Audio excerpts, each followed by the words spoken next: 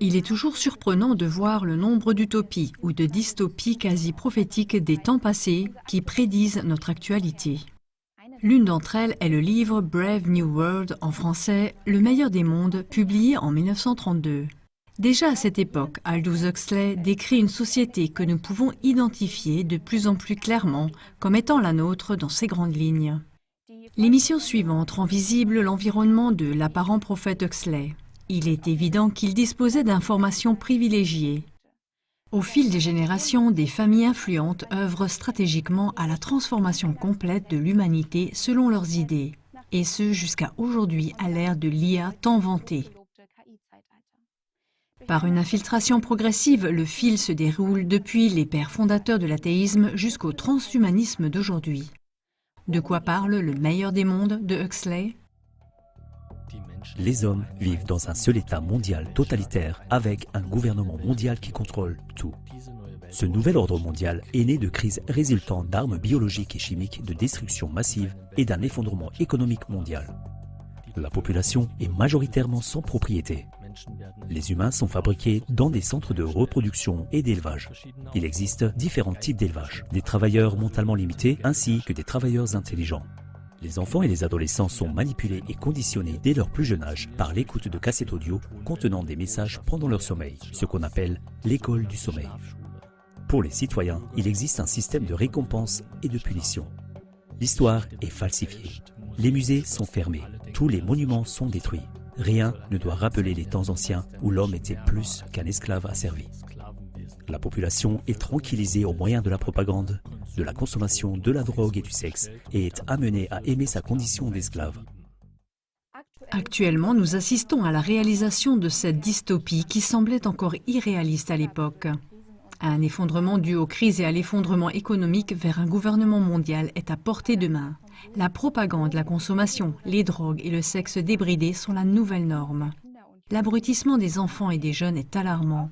Les robots babysitters pour bébés sont vendus comme le nouvel idéal.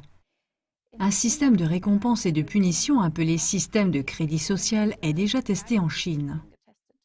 Celui-ci doit être étendu de manière similaire à tous les pays du monde. Le meilleur des mondes dépeint un État mondial qui contrôle presque tout le monde. Le nouveau Dieu. En effet, on constate actuellement une vague déferlante de contrôle total sur les gens. C'est rendu possible par l'avancée fulgurante de la numérisation, de la biotechnologie, des technologies de surveillance et de l'IA. Jusqu'à présent, de nombreuses personnes voient l'utilisation de l'IA d'un très bon œil car elle offre de nombreuses aides pour la vie quotidienne et promet des applications révolutionnaires. La plupart des gens ignorent totalement les créateurs de ces technologies et leurs véritables intentions.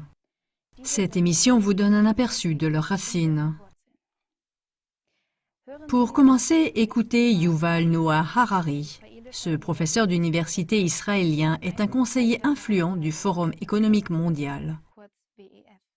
C'est là que se rencontrent régulièrement les personnes clés des entreprises les plus puissantes du monde, des médias, de la politique, de l'armée, du secteur technologique, etc. Les visions d'avenir de Harari sont les suivantes. Dans les décennies à venir, l'IA et la biotechnologie nous conféreront des capacités quasi divines pour remodeler la vie, voire créer des formes de vie totalement nouvelles. Nous sommes à l'aube d'une nouvelle ère de vie inorganique, façonnée par un design intelligent, notre design intelligent. Nous sommes sur le point d'acquérir des capacités divines pour nous transformer en Dieu. C'est tentant, mais qui sont exactement ces créateurs intelligents et qui exactement veut se transformer en Dieu? Les gens ordinaires ne semblent pas être concernés. Écoutez encore une fois Harari à ce sujet, et il ne mâche pas ses mots. Après des millénaires, durant lesquels les humains ont dominé le monde, l'autorité et le pouvoir vont passer des humains aux ordinateurs.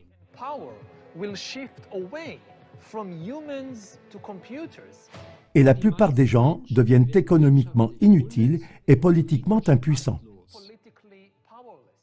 Nous voyons déjà les prémices de la création d'une nouvelle classe de personnes, la classe inutile. Harari met ici en évidence une division flagrante de la société. Une caste qui se proclame divine se retrouve au final face à une caste dite inutile et impuissante. S'agit-il des fantasmes de toute puissance, d'un mégalomane auquel on ne devrait pas prêter une attention particulière? Loin de là. Harari décrit l'aboutissement d'un travail souterrain, déjà séculaire, mené par des aspirants dirigeants mondiaux très dangereux. Il ne fait qu'exprimer ce qui est une pratique cachée depuis longtemps, l'asservissement insidieux de l'humanité. Plus précisément, la transformation de l'homme qui était à l'origine un être divin en un esclave programmable. Comment en est-on arrivé là? Dans un premier temps, il fallait d'abord éloigner l'humanité de sa véritable origine divine et de sa nature divine et briser sa force spirituelle. Comment? L'humanité a été convaincue qu'elle était le fruit du hasard d'une évolution sans aucun sens et sans vocation. Après quelques années, l'homme finit par être du compost et c'est tout. Cet athéisme a conquis les manuels scolaires et les sciences du monde entier. L'existence d'un créateur, d'un concepteur intelligent ou d'un dieu a été et est toujours officiellement niée. On pourrait penser que la science aura eu de bonnes raisons de le faire, mais est-ce le cas? Des voix émanant des plus hautes sphères scientifiques révèlent toutefois que l'enseignement de Darwin sur la théorie de l'évolution ne repose en aucun cas sur une bonne base de preuves. Regardez à ce sujet l'émission qui s'affiche à l'écran. Jetons d'abord un coup d'œil sur les pères de l'athéisme. La franc-maçonnerie abolit l'ancien Dieu. L'établissement de la théorie de l'évolution constitue un pas important vers l'athéisme. Charles Darwin est généralement considéré comme le père de la théorie de l'évolution. Charles Darwin a vécu de 1809 à 1882. Sa théorie sur l'origine des espèces affirme en substance que tous les êtres vivants ont une ascendance commune. Les êtres vivants hautement complexes seraient apparus par hasard, par petites modifications progressives à partir des formes de vie les plus primitives. La sélection naturelle a conduit à une évolution supérieure. Sans entrer ici dans le débat sur la validité ou non de la théorie de l'évolution, il est intéressant de jeter un coup d'œil sur l'environnement de Darwin. Charles Darwin est issu d'une famille de francs-maçons. Selon l'ex-maçon Joel Magaldi, il appartenait lui-même à la loge Thomas Paine. Son grand-père, Erasmus Darwin, 1731-1803, était maître de la loge Conan Gates Kilwinning Lodge numéro 2. Et il avait une influence considérable dans les cercles maçonniques européens et sur la science. Dans son livre Zoonomie ou Loi de la vie organique, Erasmus Darwin développait déjà les grandes lignes de la théorie de l'évolution. Les premiers eugénistes. Une autre personne dont les travaux ont été cités par Charles Darwin est Thomas Robert Malthus. Malthus a développé ce qu'il a appelé la loi de la population. Il a désigné la surpopulation mondiale comme la cause des problèmes de société. Ce court passage du texte montre l'état d'esprit qui imprégnait les écrits de Malthus. Un homme qui naît dans un monde déjà occupé, si sa famille n'a pas les moyens de le nourrir ou si la société n'a pas besoin de son travail, cet homme n'a pas le moindre droit de réclamer une part quelconque de nourriture. Et il est vraiment de trop sur la terre. Au grand festin de la nature, il n'y a pas de couvert pour lui. La nature lui ordonne de se retirer et elle ne tarde pas à exécuter elle-même cet ordre. Les idées de Darwin ont été reprises par son cousin Francis Galton. Galton était également franc-maçon comme Charles Darwin dans la même loge Thomas Paine selon l'ex-franc-maçon Magaldi. Galton s'est inspiré du livre de Darwin, de l'origine des espèces par la sélection naturelle ou la conservation des races favorisées dans la lutte pour l'existence. Galton a pensé la théorie de l'hérédité dans une direction dangereuse. Il a divisé les humains en races supérieures et inférieures et a exprimé qu'il existe une sentimentalité en grande partie totalement déraisonnable à l'égard de l'extinction progressive d'une race inférieure. On voit ici déjà une prétention à pouvoir exterminer des races. L'infiltration de la science. Bon, on pourrait penser qu'il y a beaucoup de gens qui pensent n'importe quoi. C'est pourquoi ce ne sera pas une réalité avant longtemps. Mais si on soulève un peu le tapis, on constate par la suite une infiltration très réussie de la société.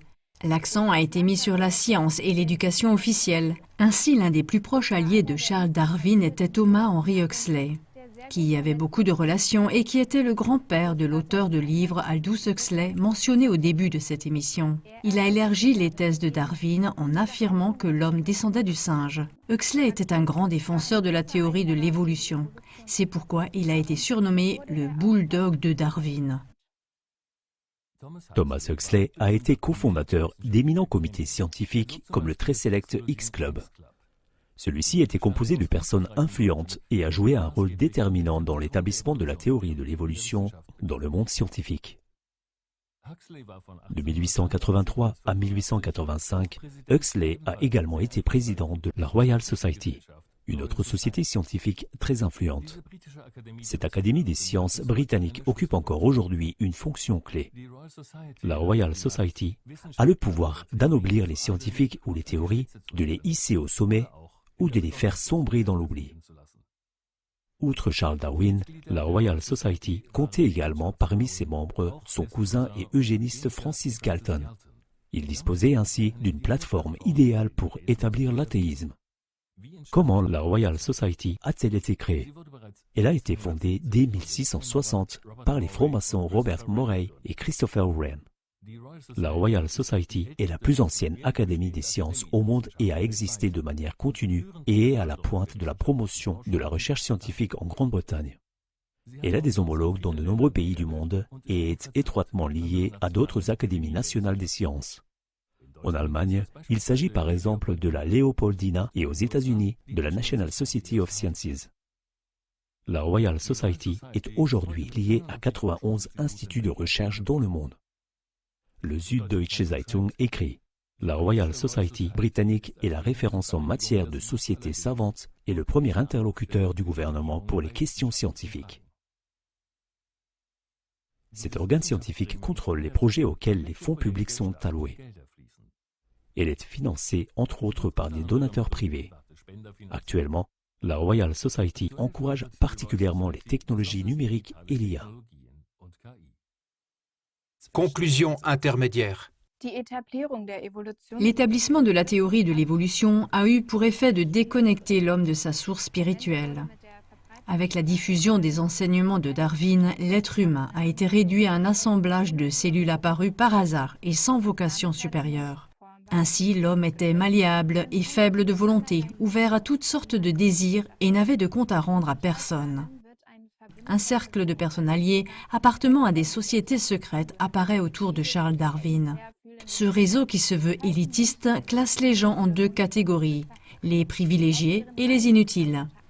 C'est de leur rang qu'est née entre autres la doctrine raciale, allant jusqu'à prétendre pouvoir éliminer progressivement les races inférieures. Mais ce n'est pas tout. En creusant un peu plus, on découvre des liens obscurs du réseau avec des occultistes et des satanistes avoués. L'association sataniste des athées.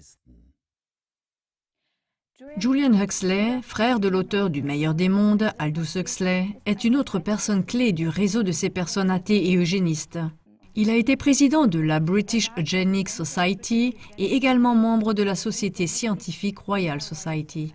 En 1946, Julian Huxley devient le premier secrétaire général de l'UNESCO. Ici aussi, un fil se tend depuis les protagonistes maçonniques de la théorie de l'évolution jusqu'aux postes clés mondiaux décisifs dans les domaines de la science et de l'éducation.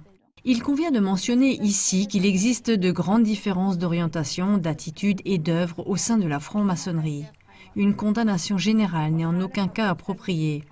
De nombreux francs-maçons, des grades les plus bas, s'efforcent de faire de bonnes et nobles actions. Ils ne sont souvent pas conscients eux-mêmes du danger que représentent les degrés les plus élevés. Il existe ainsi des citations très troublantes de francs-maçons de haut niveau. Dans le plus grand secret possible vis-à-vis de l'extérieur, ils adorent ouvertement Satan comme le dieu de ce monde. Vous allez maintenant entendre deux citations du franc-maçon de très haut grade, Albert Pike, un contemporain de Darwin qui, selon l'ex-franc-maçon Magaldi, appartenait d'ailleurs à la même loge que Charles Darwin. Citation 1, à la page 102 de Morals and Dogma. Pike dit « Le diable est la personnification de l'athéisme ou de l'idolâtrie. » Citation 2. Dans le livre de la Rive, page 588. On peut lire l'instruction donnée par le 33e franc-maçon Albert Pike au 23 Conseil suprême du monde. Ce que nous devons dire à une foule, c'est que nous adorons un Dieu sans aucune superstition. À vous, souverains grands inspecteurs, nous disons ceci, afin que vous puissiez le transmettre aux frères des 32e, 31e et 30e degrés. La religion maçonnique devrait être préservée par nous tous, les initiés, les hauts grades, dans la pureté de la doctrine luciférienne. C'est exactement la même profession de foi en Satan qu'on peut entendre dans la bouche de la contemporaine de Darwin, Elena Petrovna Blavatsky. C'est Satan qui est le Dieu de notre planète et le seul Dieu. Selon Magaldi, cet occultiste connu aurait également fait partie, entre autres, de la même loge maçonnique que Charles Darwin, la loge Thomas Paine.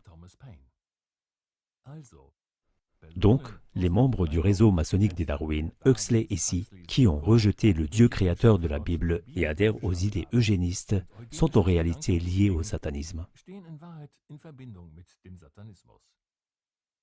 Ceux qui, par le biais de relais mondiaux de la science, présentent jusqu'à aujourd'hui la théorie de l'évolution comme indiscutable et prêchent l'athéisme, ne semblent pas être aussi athées qu'on pourrait le croire. Cependant, ils ne servent pas le Dieu créateur d'amour et de vie, mais selon leur propre confession, le diable. Celui-ci serait la personnification de l'athéisme.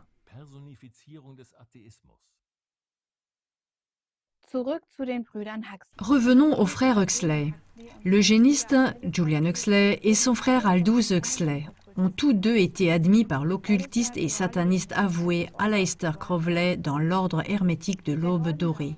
La Golden Dawn est considérée comme l'une des sociétés secrètes les plus influentes de l'occultisme et de l'ésotérisme à partir du XIXe siècle. Vous trouverez des détails bouleversants sur Crowley dans l'exposé d'Ivo Zazek à la ZK sous le titre « Doctrine secrète des francs-maçons de haut grade, Satan est Dieu ». L'athéisme, la théorie de l'évolution, la théorie des races et des classes proviennent du même cercle de sociétés secrètes qui, au sens propre du terme, sont de mèche avec le diable. Mais quel est le rapport entre tout cela et notre époque ? Comment le fil se déroule-t-il depuis les créateurs de l'athéisme et de la théorie de l'évolution, passant par les eugénistes jusqu'aux visions d'avenir d'Aldous Huxley sur la soumission complète de l'humanité à une élite ? Où est le lien avec la vision de Yuval Harari et la transformation de l'élite en Dieu au moyen de l'IA et de la biotechnologie ?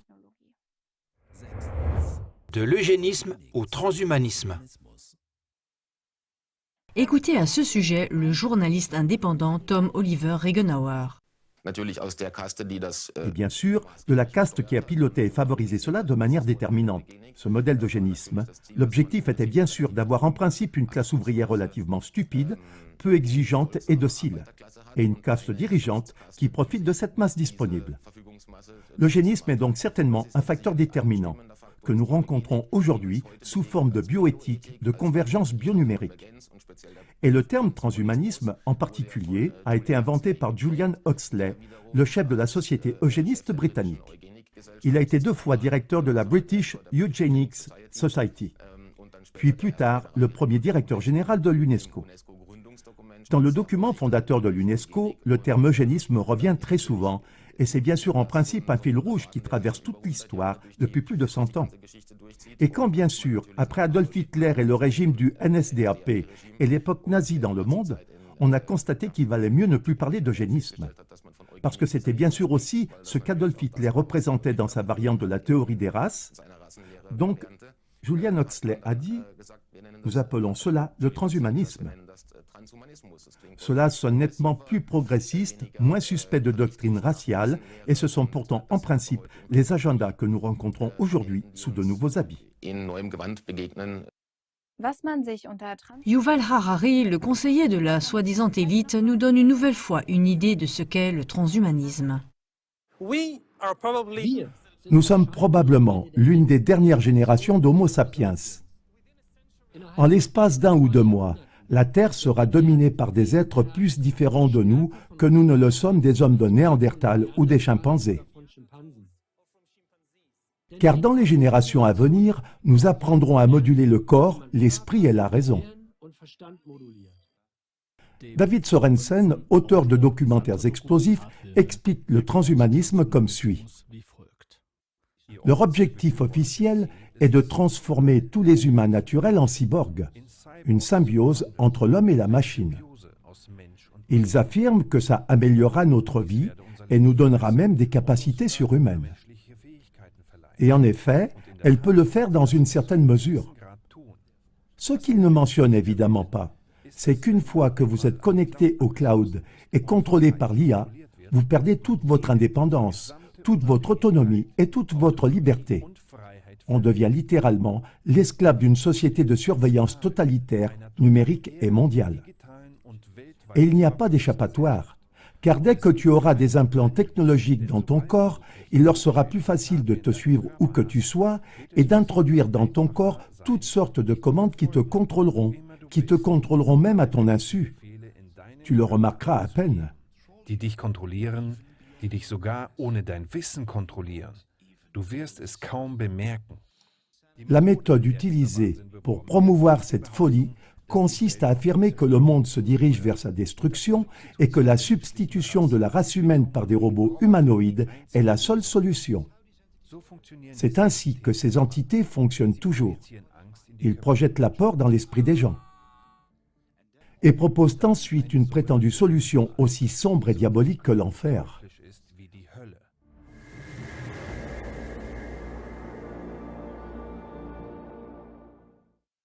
Conclusion.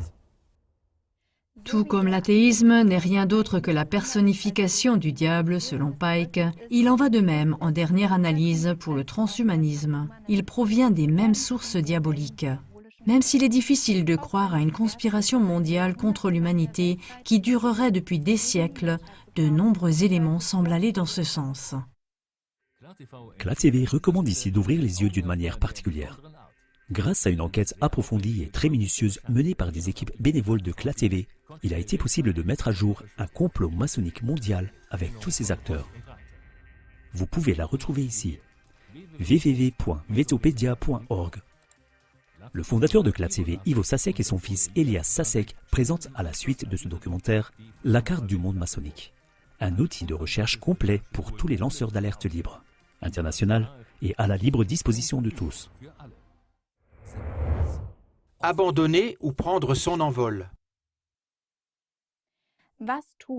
Que faire face à des prédictions aussi sévères que celles de Huxley, Harari et Co? L'atteinte à la vie par excellence est-elle vraiment aussi inévitable qu'elle y paraît?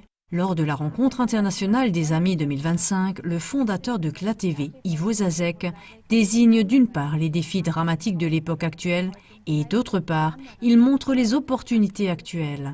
Regardez ici un extrait de son discours « Des privilèges insoupçonnés ».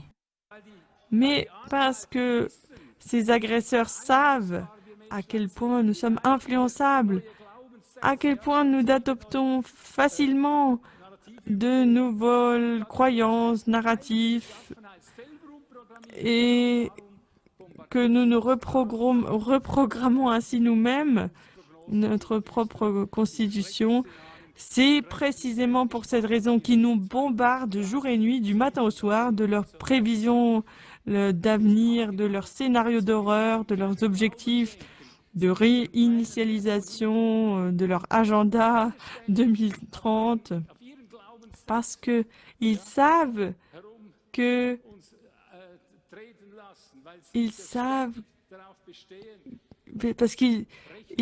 nous allons prendre ça ou que potentiellement nous pouvons tomber dans ce piège. Mais si nous croyons cela, alors ce sont leurs produits qui nous sont livrés directement, que nous programmons en nous de cette manière-là. Mais dès que on comprend à nouveau nos privilèges de base et qu'on ne perd pas ce pouvoir sur nous-mêmes, nos corps produisent à nouveau toutes ces capacités de défense toute cette sagesse de Dieu et les moyens nécessaires pour dominer les méchants dirigeants de ce monde. Et ça doit se produire dans chaque cellule de l'organisme humain parce que ce n'est qu'ensemble que nous pouvons construire ce nouveau monde. Mais tant que nous nous laissons distraire de tous les côtés, tant que nous nous laissons absorber par les armes de reprogrammation de nos agresseurs, c'est-à-dire les téléphones portables, l'industrie du divertissement, les reportages médiatiques mensongers et pleins de ruses, de manipulations, etc. Et tant que nous nous laissons distraire par toutes sortes d'incitations au plaisir, aux drogues, de dépendance sexuelle, d'alcool et de toutes sortes de stimulants inutiles qu'ils répandent, nous nous exposerons passivement à leurs armes de manipulation. Nous ne serons pas capables de faire ça. Mais si... Et pareil pour les rayonnements Wi-Fi, ça aussi, ça a une influence sur notre capacité de réflexion et de perception spirituelle. Nous n'avons pas compris que là aussi, il y a des brouilleurs physiques qui agissent en permanence sur nous, avec leurs fréquences qui nous rendent passifs, indifférents, fatigués, déprimés, mais aussi en colère, selon ce qu'ils envoient comme ondes, en somme, jusqu'à ce que les dernières résistances soient brisées. On doit comprendre que ça se produit comme ça. Si nous nous levons pas au-dessus de ça, si on ne se considère pas comme supérieur au-dessus de toutes ces attaques, on va finalement être conduit comme des bêtes de boucherie hypnotisées à l'abattoir, complètement robotisées et dépossédées. Et voyez-vous, ce monsieur Harari, comme il le dit ouvertement, nous allons remplacer de plus en plus notre existence biologique par une intelligence artificielle et il ne restera plus qu'une nouvelle caste d'humains, les inutiles. Quel compliment, dit donc, les inutiles. Si tu ne prends pas son intelligence artificielle, tu es inutile. Sympa? Et il essaie bien sûr ainsi de nous manipuler afin que nous réécrivions nos plans de construction en décrivant nos dispositions naturelles comme inutiles et vouées à la mort, afin que ça se produise justement selon la volonté de Harari. Mais si nous revenons à la vérité et proclamons mon privilège, c'est d'être d'une nature et perfection divine et de dépasser toute forme d'intelligence artificielle, alors ce plan génétique est construit dans les ateliers divins et nous est livré aussi directement. Chers téléspectateurs, vous pouvez visionner le discours complet sous le lien qui s'affiche à l'écran. Découvrez des issues à une époque apparemment sans issue.